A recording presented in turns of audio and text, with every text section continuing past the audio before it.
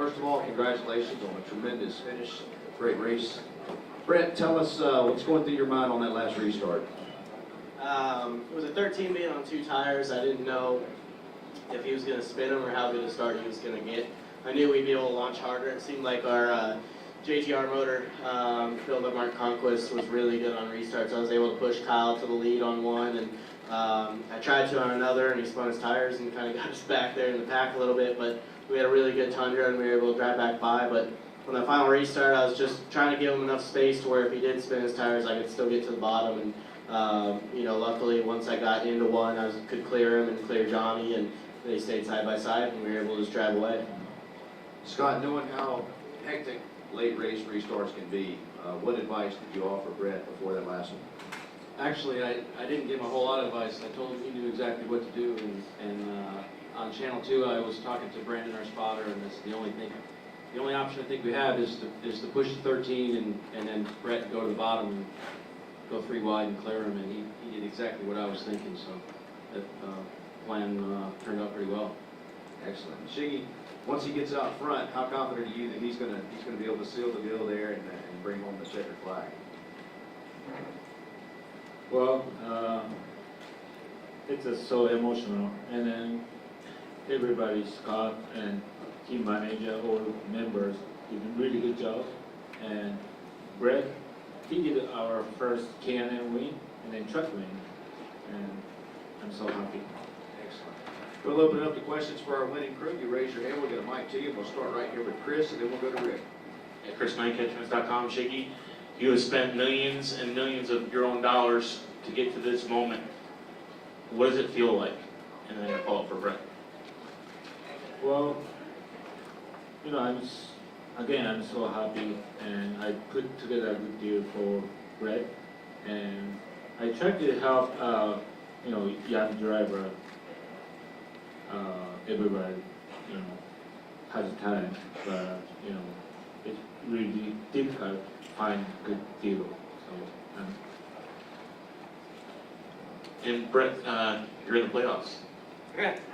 Hell yeah. It's a pretty cool feeling for you guys, especially knowing what Hattori Racing went through last year on losing out on a tie last year. Yeah, it's, I expect it to be good. Shiggy has put all the right people in the right places, and we don't have the biggest shop, we don't have the most trucks, but he's made damn sure we have the right people with Scott and Gricci and everyone down to the pit crew. They did a great job all night too. And I knew we'd be successful. I just didn't think it'd be this early. We'll go to Rick, and then we'll go up to the press box. Rick Miller, Brett, you had a really impressive run in the Cup Series here 2 years ago, and you win here tonight. What does this place mean to you, and why do you think you're succeeding here? Well, I'm liking it, that's for sure. It's close to home. Second home in North Carolina, and the old asphalt's just fun, man. You got to be really strict with your line. That's where we made a lot of passes tonight, was being able to move around, but be strict with the bottom and hook that yellow line in 3 and 4. And I was able to make up a lot of ground there and just get underneath people. Let's go up to the press box. Go ahead. Hi, Brett, Jeff Buck from JeffBuck.com. Can you tell us a little about the journey you've been on over the last few years? I mean, there's been so many ups and downs and opportunities, and they go away. How have you persevered and wanted to keep doing this even when it looked like you had nothing?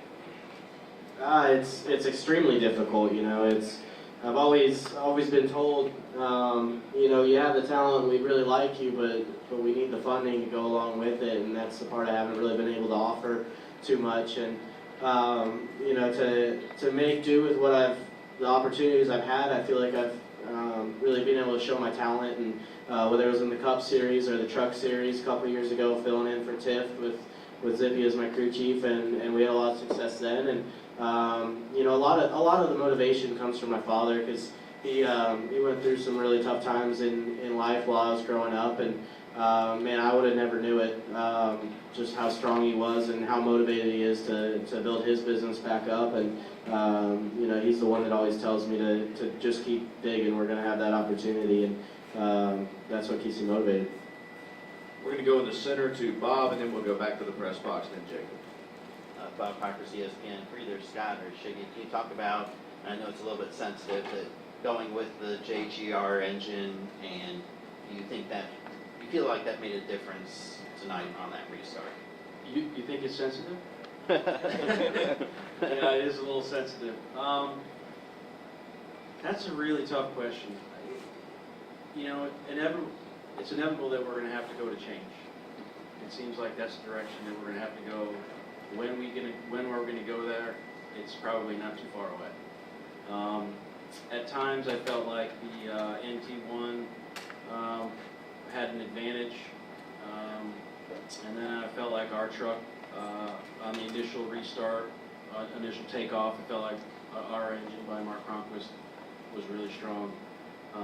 I think both engines could run competitively throughout the season at every racetrack if there was some little tweaks. Now I think we're close. I know Ben Kennedy probably is not going to want to talk to me Monday about the engine anymore. He came down to victory lane and jokingly said that. But you know, we're happy with the OEM engine. We're accepting change, and if it helps our business model long term, and we're able to you know, keep racing and balance the budget, so to say, you know, we'll be there.